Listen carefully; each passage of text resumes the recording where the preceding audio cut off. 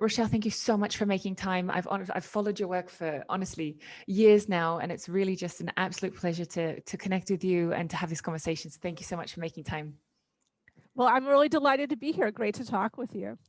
So I originally reached out to you because I've been following your work on LinkedIn, that you're one of the people that really leads a modern dialogue around doing business in and with Japan. We often, reference Japan as, textbooks that were written in the 80s and then kind of we haven't heard from since. But you've been very vocal on even the developments, for example, in the coronavirus and the Japanese government approach and things like that. So that's I just maybe if you wanted to share a little bit about kind of the current topics that you're writing about now. Oh, certainly. Well, I've been involved in all sorts of different things. And you mentioned the coronavirus. And just as someone who is fascinated with Japanese culture, with Japanese organizations and how they work, when you have a crisis like this, you get to see things from a new dimension and it kind of brings things to the surface.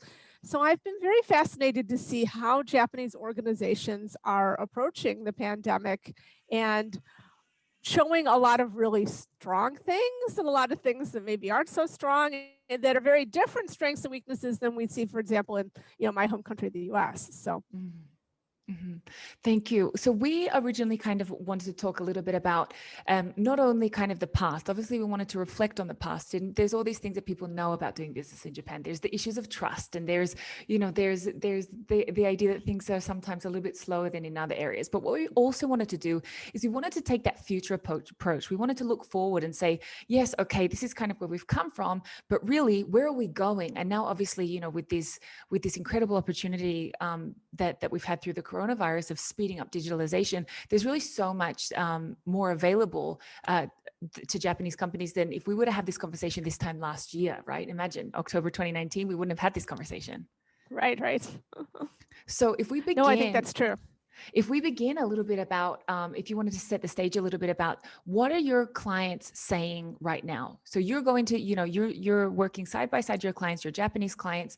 What's kind of on their minds? What's on their hearts? What are they worried about? What's their wishes? What's the conversations in the boardrooms or virtual boardrooms? Because it's a continuation of the themes that we've been seeing so far. The Japanese companies are being more global and are working more with non-Japanese, either as employees or as partners or as customers. And so there's been this constant ramp up of we need to be more globally effective. At the same time, there's how do we do that in this new environment where we can't go back to our normal mode of going physically there. Yeah. And so now we're dealing with people overseas and we can't see them in person, or even in Japan, we can't see the people in person. And so getting comfortable with this new environment of having to do things more virtually. And as you alluded to, people now are much more comfortable with having meetings online and doing things virtually. But there's still, I feel, for a lot of my clients, this nagging feeling of, well, I really just wish we could be in the same place. And I think people everywhere are feeling that. But I think particularly in Japanese culture, where being physically present was such a big emphasis, that transition is even harder in Japan. Yeah. And there's this idea that physical presence, and I'm not sure what your experience has been, but for me, it's almost been that idea of it's respect. I've taken the time to show up, even if it's like a 10 minutes. I've come from Kanagawa Ken to Otemachi to your office for 10 minutes and, tsukaresama desu. There's this kind of like idea that like presence is almost respect in a way. Yes, it's true that you've taken the time to physically go see someone shows your respect for them. Exactly. You also mentioned that we've got this push, obviously, socially, right? So we have it in a business context, but you also mentioned that even culturally, internally from Japan, there's also a push, but it's actually coming from a different group of people. And that's kind of more of the younger people coming through corporate culture. Can you talk to us a little bit about your experience of working with the younger Japanese people, maybe where they're, how they've developed this kind of different mindset, and maybe what their expectations are from the organization? Yeah, no, I think that there is a huge generational cultural gap in Japanese workplaces, that younger Japanese have very different things that they're looking for. And I think part of it is they're not bought into, I'm going to devote my entire life to the job and to the company. and they're looking for having it not be as all encompassing to be an employee of a firm. And so a lot of younger Japanese care more about work hours and having vacation days. And in some cases, it's leading to, well, I don't want a lot of responsibility, which is, typically Japanese firms have assumed that people wanted to move up the hierarchy and wanted to get more responsibility. And a lot of younger Japanese are saying, I'm just not really interested in that. And I think it's a combination of seeing their parents and their work styles and saying, I don't really want to do this. In some cases, it's seeing their parents having really devoted themselves to the company, but then getting downsized when they were older and saying, well, if the company's not really going to be there for me, why should I even bother with this whole thing?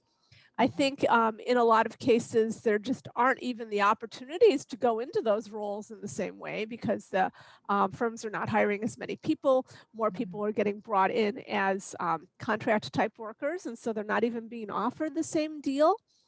I think there's also a lot of influence from abroad, either people themselves going abroad and seeing how different things are, or just consuming foreign media. And so that I think is really large too. Realizing that, hey, the way Japanese companies have traditionally done things is not necessarily the only way. That's interesting because it almost lends to the idea that the cultural shift that we're seeing in Japanese organizations is not necessarily cultural at all. If anything, it's probably an economic decision. Why should I invest in you if you're going to just, drop me as well? So it's not really about this, idea of how the Japanese people think. If anything, it's really maybe just more of an economic decision for these younger people.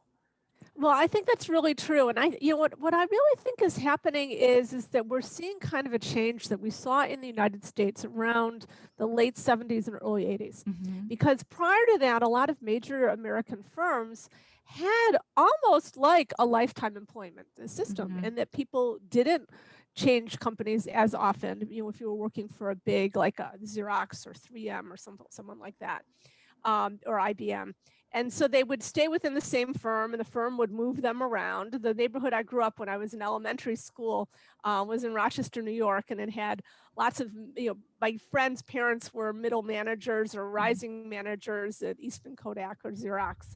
And, people were moving all the time because they were moving people around kind of the way that Japanese companies do now. So really, in a lot of ways, for a lot of American companies, wasn't that different from Japan. And then they realized in the late 70s, early 80s, they couldn't maintain the huge fixed costs of all those employees. And so they started downsizing and the labor market became more fluid. And there wasn't the same promise the companies were offering. And so then employees had to start to say, well, I'm going to take charge of my own career. And so I think we see a similar kind of change happening in Japan. But because of the way things are structured legally, there's some bumps. It's not as smooth as transition as we saw then. But I think that we are seeing younger Japanese are saying, I can't buy into this system in the same way. Right. And if we're talking about buying into the system, right, because there was a payoff, it was this risk reward. There was low risk, there was incredible reward. There was no reason why you wouldn't want to, go after that seishain role, this kind of long-term employment. However, now that that's gone, we have these younger people coming into organizations, sometimes as like, chuto like middle, kind of mid-career hires. And they're expected to kind of not only share their experience and share their knowledge, but then to also be a part of this system or this ecosystem that existed for years, decades, sometimes before they were around.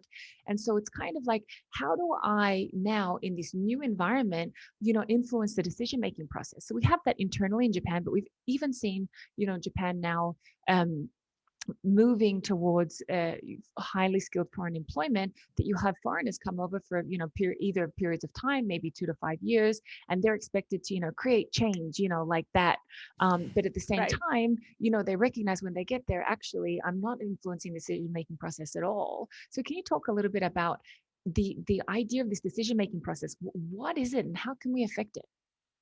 Right. And so, well, you're absolutely right. The traditional way that Japanese companies make decisions is not necessarily a short-term or clear-cut process. and that it relies on building relationships, having conversations with people based on those relationships, and developing a consensus and kind of getting everyone on board on things. And so, what you need to do to work that process is to be able to have people trust you and also know who are the people that are important to get on board with something. And Mhm. so, the word the Japanese use for this is nemawashi. And so I've always felt that this is an important skill for non-Japanese who are going into Japanese organizations to learn. But I also feel, as you pointed out, for Japanese who are changing jobs, they need to learn how to do that too, right? And it Mm. needs to maybe become a little bit more of an explicit thing that people think about. Mhm. And we talked about, for example, also agile being so essential to how companies now move and transform and also build their products. And agile basically means, that we don't have that we can adjust quickly, and that, for example, even with things like design thinking, that we begin with the user in mind and we take an iterative approach and we can build prototypes and it doesn't have to be perfect. And this has kind of Right. blown the mind of so many Japanese companies of, what do you mean that we don't have to create this kind of perfect product? However, what we've seen is that companies that are able to operate more agile or even in a more user-centric way often tend to be more successful in the end. But this Right. seems to be kind of a difficult point to accept, isn't it, in Japan?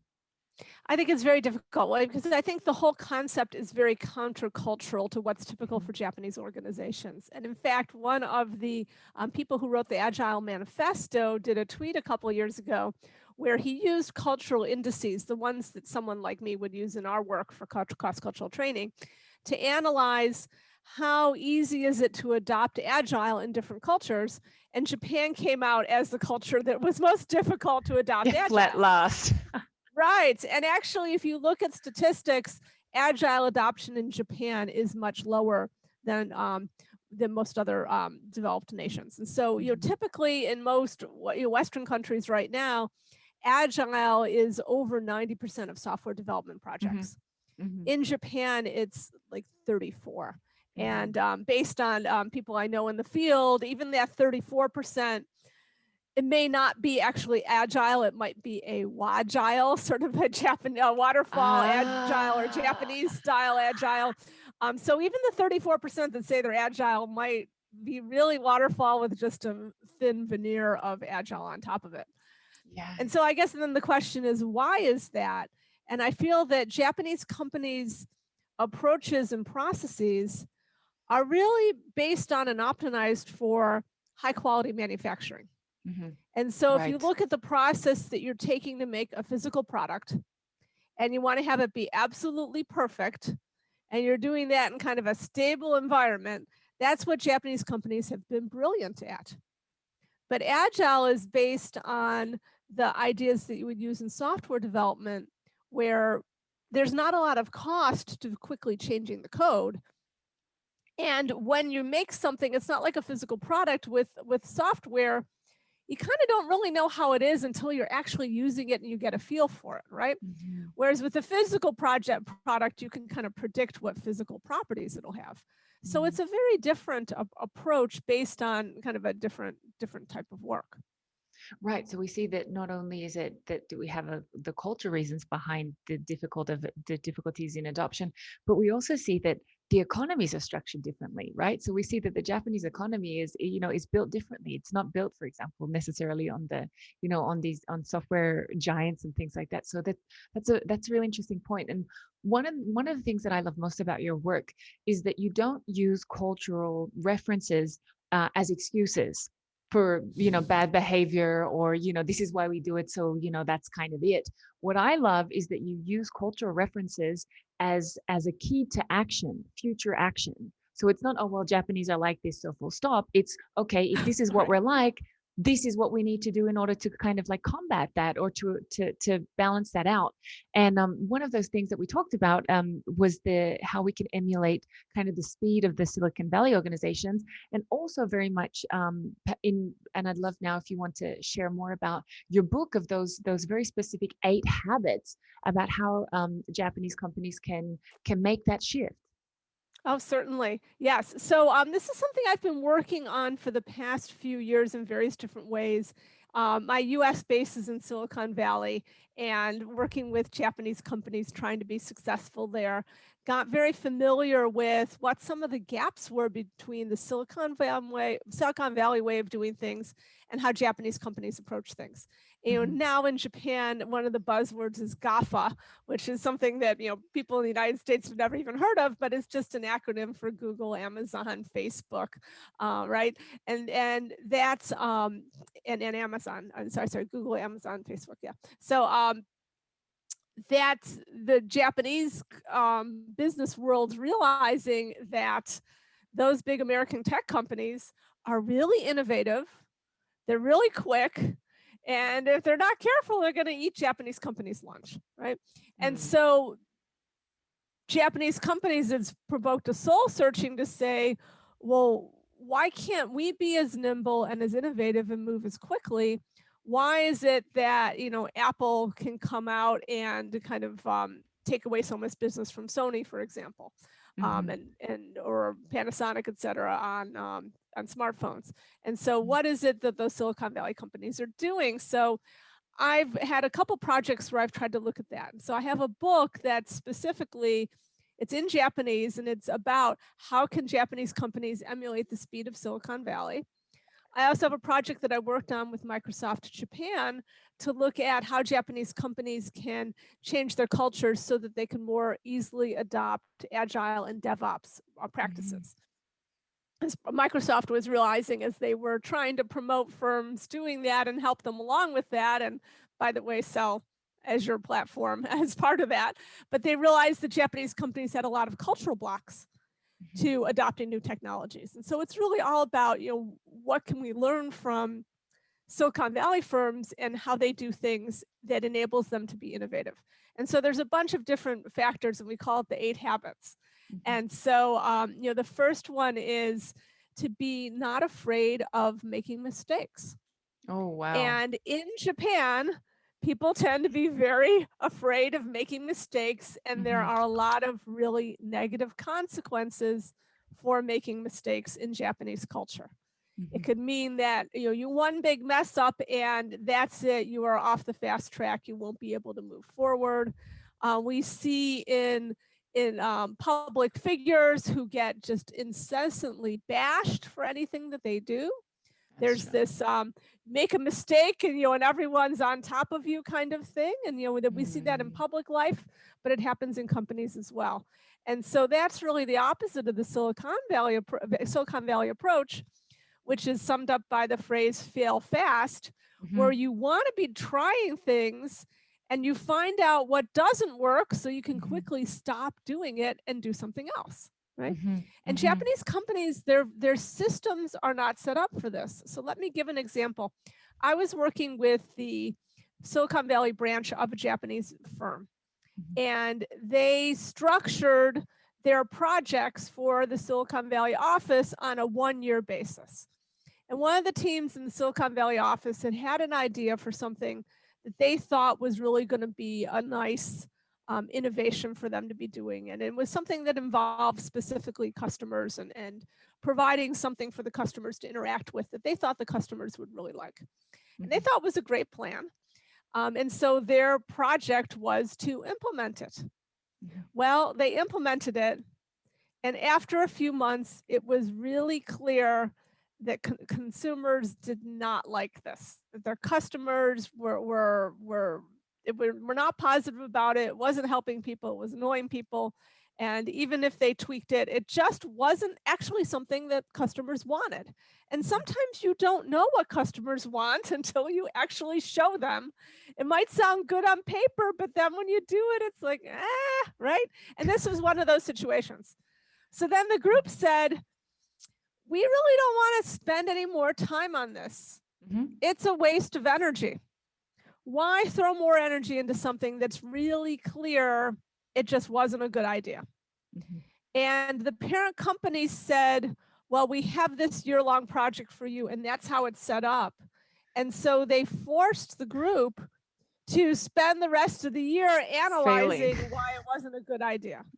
And in Silicon Valley environment, what happened? Most of the people in that group left the company. And Absolutely. they were really talented, highly motivated team. And retention is obviously very important in the competitive Silicon Valley environment. And they just Hmm. lost most of the team because Hmm. they were so annoyed, frankly, at having to waste their time for like 9 months or so until the Hmm. next year and they can do another project. So that's Hmm. just an example. But the system said you have to do things for a year and wasn't, excuse me, and there wasn't the flexibility to change course. And so Hmm. that's a challenge that I see with Japanese companies. So many of my clients say, we can't kill a bad idea. Interesting, which is absolutely fatal. So if we have mistakes as being number one, what are some of the other things that stood out for Okay, you? the second one is to be, it's really about flexibility and to Mm. realize that you can't always plan things.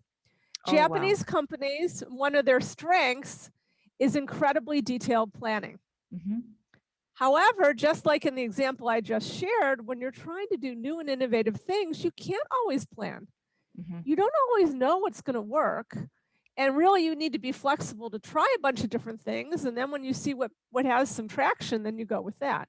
Absolutely. Japanese planning processes generally don't support that, Hmm. that they're based on the idea that you can predict things. So, Mm. unless Japanese companies can abandon this idea that everything has to be predictable, it's going to be very, very difficult to do Silicon Valley style innovation. Hmm. It almost makes So, you that was our second wonder. one. It makes you almost wonder because, Japan obviously being in a natural environment that's full of surprises, you know what I mean? It's full of surprises. I almost wonder if this obsession with planning comes from because of the nature and everything is so unreliable that they need this planning, or if it's kind of, this in spite of, the environment being as it is, there's still this obsession with planning. So interesting. Okay. So we've got It mistakes and is very interesting. flexibility. Yeah, because a big thing in Japanese culture is that people want stability. So even going Right. back to what we're talking to before about people taking jobs, even Jobs. now people are like, I want to be in the Seishine because it's stable. And Yeah. I'm like, nothing's actually really stable anymore. But people haven't caught up with that because that's just such a big thing in Japanese culture. Yeah. That stability is good, and that's a value that people stress. And I think you have a good point. I think it is because in a lot of ways the environment is not stable, so you create stability where you can, right? Hmm. Hmm. I love that. What were some of the other points? Let's see. The next one on the list is servant leadership. Oh, And wow. so that's a concept that's been very popular in the US for the last few Hmm. decades. And it's based on the idea that rather than a top down command and control kind of environment, that the leader is there to serve their team members Mm. and has delegates to them decision making. And the idea is, for example, if you're doing agile and you've got a software development group, the people who are writing the software are the experts, Absolutely. and so they can decide for themselves a lot of things. And so with this, you have servant leadership, and it kind of goes in hand with self-managed teams. Hmm. And so again, these are pretty radical concepts in Japanese culture, where the traditional Japanese management style is micromanagement, Hmm. kind of the opposite of delegation. Hmm. And the idea of having a self-managed team, well, then what does the manager do? It's a completely different paradigm for how you manage, which Hmm. I think not just in software development, but in all environments, I think Japan is desperately in need of a new management style paradigm. And Hmm. it's partly because of this um, age-related generation gap that you mentioned earlier. And I speak with so many Japanese managers who are looking for a different paradigm for leadership. Hmm. That they don't like the way that they've always been managed, but they haven't ever seen anything else. Yeah. And so then they see, then when I introduce the servant leadership, they're like, wow, there's a completely different way of thinking about leadership that could work for me. Right. Hmm. And so people are very excited about it. So I've been spending a lot of time on the servant leadership topic, and I've been doing, seminars on it Hmm. and writing about it, et cetera. And, I find that it's really, really helpful for people. So, anyways, I'm very interested in that. But, related to that is the idea of the self management team. And it's Hmm. also related to individuals having confidence in themselves. Because if Hmm. you are going to delegate to people, they then have to be comfortable making decisions on their own and Mhm. not being what's called in Japanese shijimachi, just waiting for direction, right? Because what's happened is that traditional Japanese way of managing people has created employees who are afraid to think for themselves. They're afraid to act for themselves, and they just wait to be told what to do. And so what I find is a big challenge when I'm working with Japanese managers who are trying to switch to more of a servant leadership style is some of their subordinates are like, just tell me what to do. Mm. And that's, you have to be willing to think for yourself and do things for yourself if your manager has a servant leadership. So it's also helping people get more confidence Mhm. and be more proactive on their own. So they kind of all go together. It's interesting about servant leadership. So in design thinking, the core element or the core concept is empathy.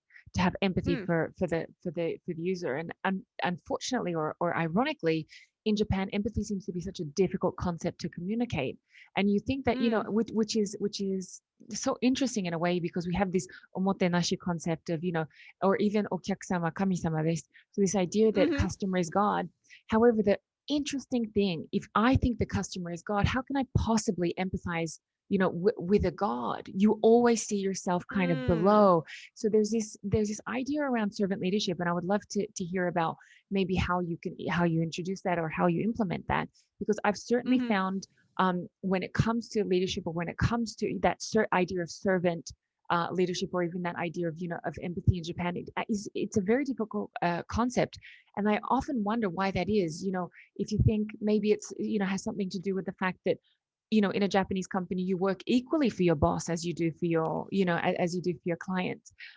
But particularly around, and maybe this is because we work in the field of design thinking and innovation, but the idea to communicate empathy has been beyond difficult, because what you want to say is you're trying to communicate that you want to feel on behalf of this person, and this idea to assume something, or this idea that you might have an idea for somebody else, seems to almost be there's some kind of repellent energy there, and I don't even really know what it is. mm. So I'd love your view on that. That's really interesting. Well, I have this kind of teed up on my plate right now. I've been doing something recently called the Servant Leadership Dojo, which Hmm. is a group for Japanese leaders who want to really go deep into the servant leadership concept. Maybe they've taken one of my seminars and then they want to be Hmm. continually working on improving and applying it. And so it's a group, it's an online group, and then we meet monthly. And actually, my topic for next month, November, is empathy. So we're going to be talking about this in depth with my group. There's a list of the qualities that servant leaders that need to have, that was created by the guy who started servant leadership.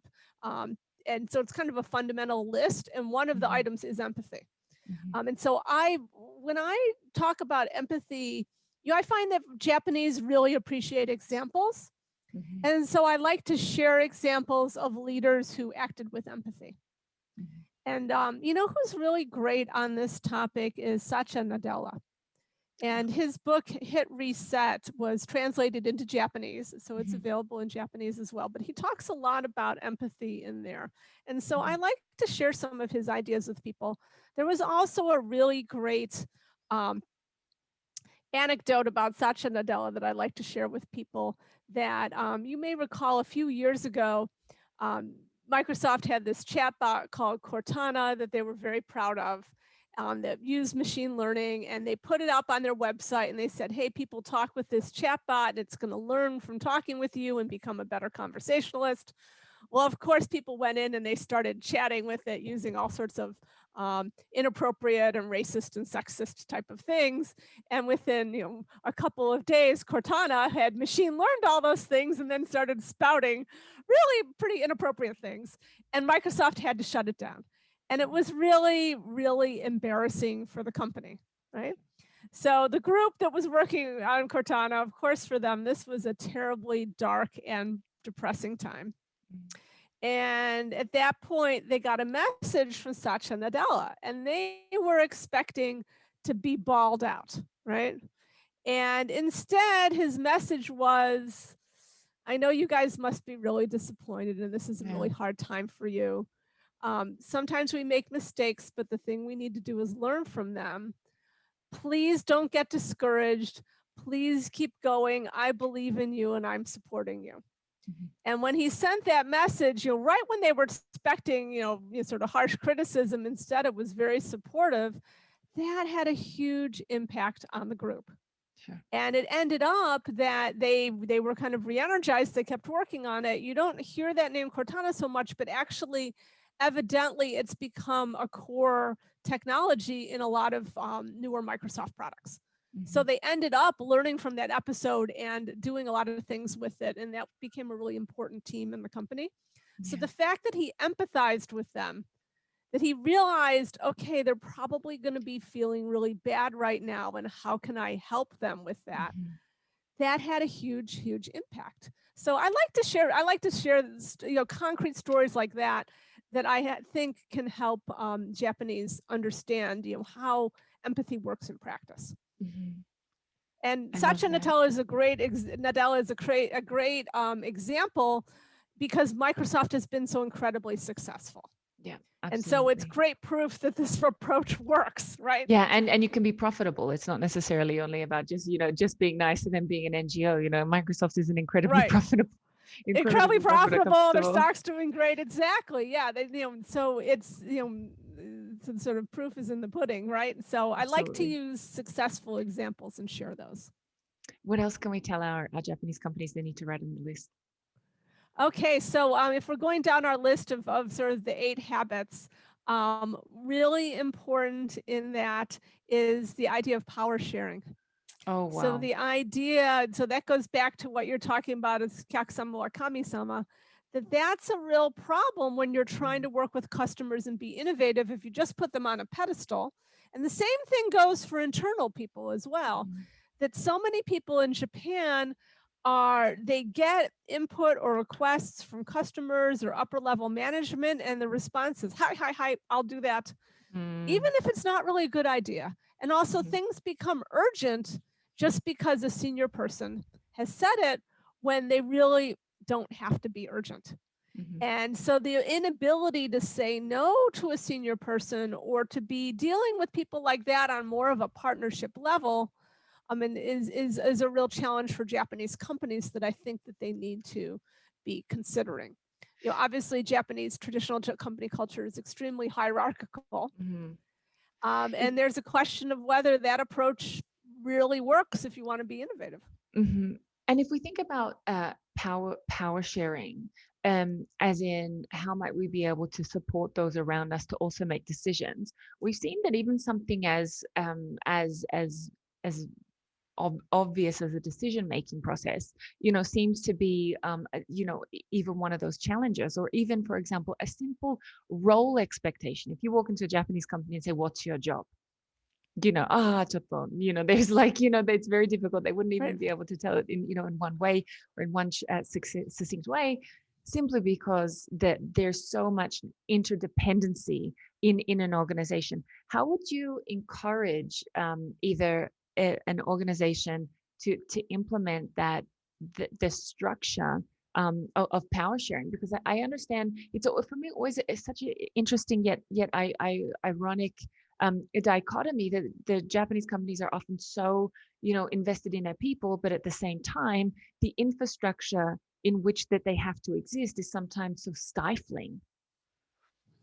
Yes, and there's so many elements to it. One thing you just touched on, people not being able to say what their job is. I think the Japanese companies should start creating job descriptions. And if you're going to have a more fluid labor market, you're going to need to have them, right? So I Interesting. think having more clarity for people of what they're expected to do, it also leads into issues of performance evaluation as Hmm. well, right? But that's definitely something that I've been recommending. Um, Part of it is the way that Japanese organizations are structured. They are very layered. There's managers and assistant managers and this and that, and you have so many layers of managers, so that you end up having people who their entire job is approving proposals Hmm. or not approving them, because the people feel like if something comes to my desk and I don't shoot a hole in it some way that I haven't done my job. Mm-hmm. And so you get a whole groups of people who become naysayers Mm-hmm. on things, and then that's the main part of what they do, or they have meetings and they're stamping documents. Mm-hmm. Not a lot of value added. So really, Japanese companies need to examine their structure, because I think the structure drives some of it. Absolutely. I also think some of the rules that Japanese companies have for approving things start to create the structure as well. So one thing that's very interesting to me when I work with Japanese organizations is how high a small approval has to go, or how much scrutiny a small approval has to go, and how much paperwork there is for that. You know, that it's typical in American companies that managers can just take care of anything under a certain amount. And even individual employees, something that's under $100, you can just do yourself. And you know, so we had something recently in our firm that we had a Japanese company that had a new non-Japanese employee, and they were looking for a reasonably priced way to get them up to speed on Japanese culture. This person had never worked with Japanese before. And they found our e-learning platform, and we've got, you know, great e-learning things like that. And we have a program, and it's, I think, $59 for this e-learning.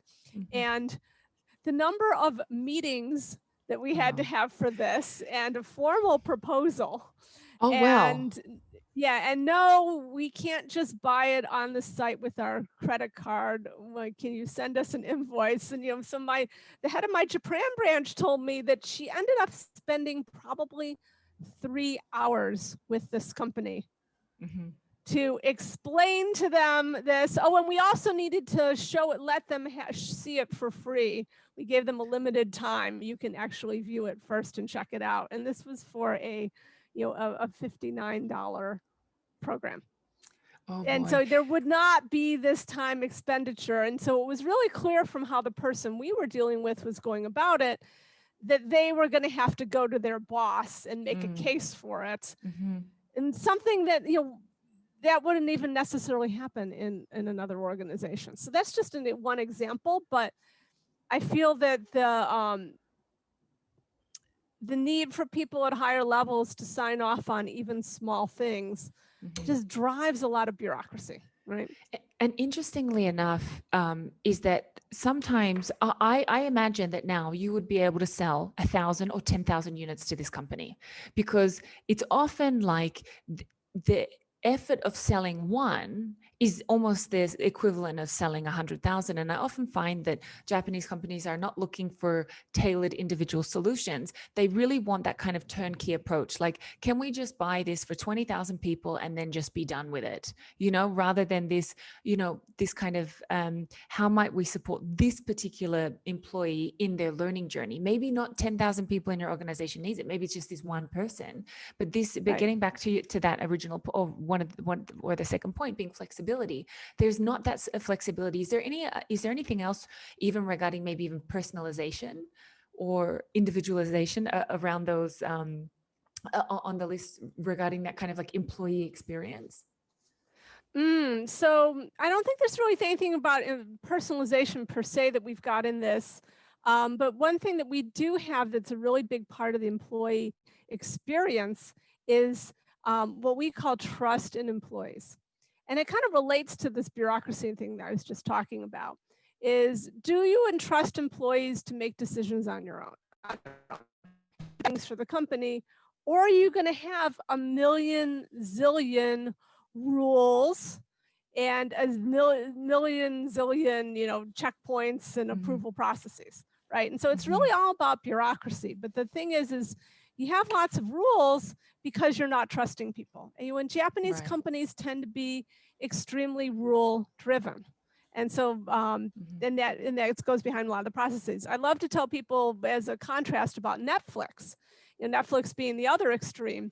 For example, at Netflix, they don't have the kind of detailed expense policy for business trips that you would see typically in Japanese organizations. In Japanese organizations, you have to take the cheapest route, and even if it takes you 10 hours and you and it can only stay in hotels up to this much. And everyone, it has like all these detailed rules. The expense policy at Netflix is do what's best for Netflix. So in other words, use your best judgment and we will trust you. Yeah. And so, they don't create detailed rules. And, Netflix, another thing, they don't have holiday policy. You take holiday whenever you need it, as much as you need it, as much as your best judgment, when you think it's your best judgment, right? So, and they leave it to employees to decide things. And so one thing when I talk with Japanese employees is that, all the rules and bureaucracy is so stifling. And but it's such a huge part of the corporate culture of a lot of Japanese firms. Mm-hmm. Mm-hmm. When we talk about trust, employee trust, how do you, or how would one introduce that trust is real? So for example, when you say we want you to take holidays when you want to take them, we want you to, purchase your next flight, or if that ever happens, or if we want you to travel or whatever, as you were using your own money, how would you encourage a Japanese organization to live or to role model that this trust is not necessarily only only kind of like a pen to paper, but really it's real? That's a hard question. I mean, I think like anything else, it's just the proof is in the pudding. And are you actually, how do people actually feel from what you're doing, right? Mm-hmm. So it's just, I think you have to do stuff and see if how you can show it concretely, right? Mm-hmm. Mm-hmm. Exactly. Maybe even through, that I think role modeling behavior is so important. So for example, if you're not taking holidays, then we can't assume that, maybe your team is taking holidays. So by doing things like that. Exactly.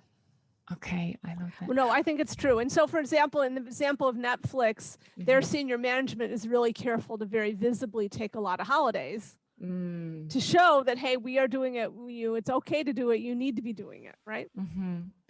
Although one thing I will mention, and it's not a separate item on the list, but we talk about it a lot, is psychological safety. Oh, wow. That is something that I also feel that Japanese firms desperately need. Because unfortunately, in a lot of Japanese work environments, there is very little psychological safety. Yeah. And shall I explain a little bit what that is in case there's any listeners who aren't familiar with it? Yes. And so psychological safety was a concept that was created by a Harvard professor named Amy Edmondson. And it was discovered by Google a few years ago. And the reason why Google found it is that Google likes to do lots of internal studies. And they were doing a study to find out what made the most effective teams at Google the most effective. Because again, they wanted to find kind of the recipe for effectiveness, and then they could spread that to their less effective teams, right? And they started out with the assumption, well, especially Google, which you've heard about their hiring practices, and they're really focused on really smart people and talented people. And so their initial thought was, well, the teams that have the most talented people are going to have the best results. Well, when they looked at the data, that wasn't the case at all. And if anyone's a sports fan, just because you have a team with all the most talented players doesn't mean that they win the tournament, right? That there's something about how you put people together and how they work that's very important. And the same, obviously, in business. So then they tried to figure out, well, what is it that's special about our most effective teams? And they noticed that something that was really different about those teams were their meetings. And at their meetings, all the members participated really actively and threw out just crazy ideas. Where no one had any compunction about saying something that was just bizarre. So in the meetings, people would throw out crazy ideas. They could bring anything up and be comfortable that no one was going to make fun of them. They could talk about problems and bring problems to the group's attention without being afraid that they would be blamed for the problems. And so it was an environment where people could bring up difficult issues and again, not have fear. So there was a psychological safety in the group. And so, Google sort of felt, here's this thing, what do we call it? And then they found the word psychological safety that had been created by this Harvard professor. And so, anything that Google does, people tend to pay attention to. And there have been a lot of articles and discussions, and a lot of attention has been brought to this concept because of that. And unfortunately, in Japanese organizations, there's often the opposite of psychological safety. That people feel, well, I can't say something that's different or unusual because I'm going to get made fun of. Or I can only say things that match what my bosses think. Or I can't bring up this problem because then I'm going to get blamed for it. And so you have kind of psychologically unsafe environments. And a lot of that, again, is part of a traditional management style in Japan, where a lot of Japanese leaders are pretty harsh in how they treat people. Right. To the point of yelling and things like that. Or, it's funny because I was talking with one of my Japanese clients, and he's like, yeah, that's a problem. But it's better than it used to be. And this is someone who's in his 50s. And he said, oh, yeah, when I was younger, my boss used to throw his ashtray at me. So, so maybe we don't have as many ashtrays flying now, but there's still a lot of verbal abuse that happens in Japanese firms. And that just kills psychological safety. I couldn't agree more. So in our innovation work, one of the most important steps is that the first thing that we do is create that safety in a room, because no one's going to say any ideas if they don't feel that kind of safety. And one thing I think is that we can do, and if, for example, in your position, my position, but even people that are listening, one thing that you can actively do is that you can role model the behavior that you'd like to see. So for example, Rochelle and I will continue this conversation in Japanese in momentarily. However, one thing that I often do is, even simply by the fact that, speaking Japanese as a non-native, you're subconsciously translating the message or transmitting the message that it's okay. We're not here to be perfect. We're here to make progress, So it's things like that. And I often find that if there's little things that you can do to create safety within a group, and even things that I've found is even giving feedback. Do not ask for oral feedback. Write it down and then collect it, for example, in Post-it notes. So there's, obviously, we would love that the companies read your book and they go through this cultural transformation and things like this. But sometimes we don't have that kind of time, right? We need long-term action, but we also have to do something immediately, right? And so one of those things that I'd really recommend, and I'd love to hear maybe from your side, the other things that what we could do as well, in terms of creating that psychological safety, for me, it's anytime that you have this kind of, that you're encouraging, or firstly, number one is to encourage diverse feedback. So tell me what you liked and tell me what you wish you would like, or what you would wish to see. And the other thing is to make sure that you write it down. So even just these two very simple steps can make a very big difference. No, I think that's great. Yes, I think so. Really basic things like that, changing them, I think can have a huge impact, right? So on that moment, we'd like to take a break, and the end of our English segment is now coming to an end. And I'd love to jump into these topics with you a little bit further. And then now we'd like to talk about it from more of a Japanese perspective about what's going on. Okay, certainly.